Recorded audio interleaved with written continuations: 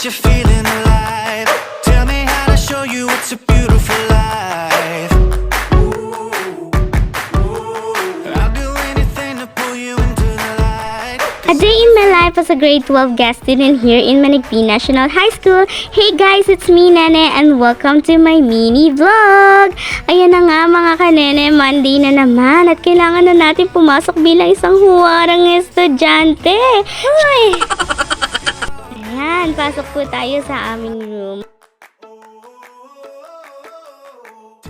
At ayun na nga mga kanene, nabangga pa nga ako.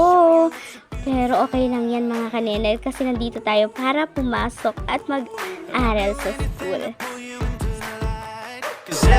Pagkatapos nga po ng dalawang subjects natin sa umaga at yan na ang recess ang pinakahihintay natin lahat.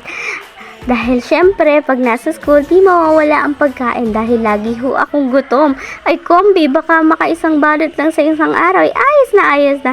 At dahil grade 12 student tayo, kailangan nating mag-aral ng mabuti para naman di masayang sakripisyo sa atin ng ating mga magulang.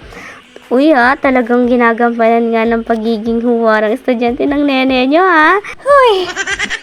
So yan na nga po mga kanene, natapos na ang huling subjects sa atin sa tanghalian at ayan na ang pinakahihintay ko at ang inaabangan ko.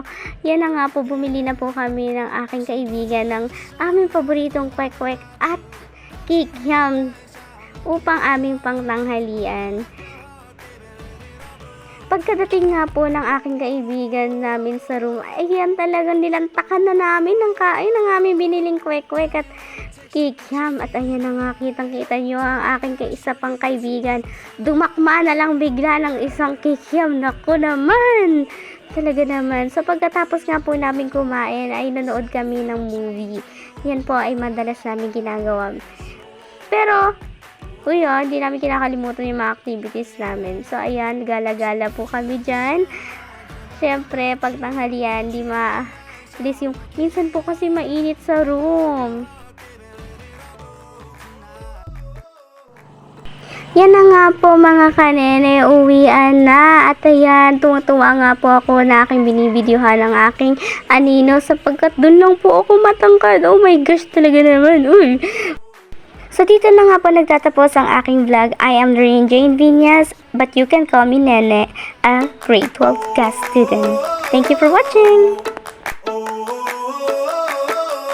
Tell me what it takes to get you feeling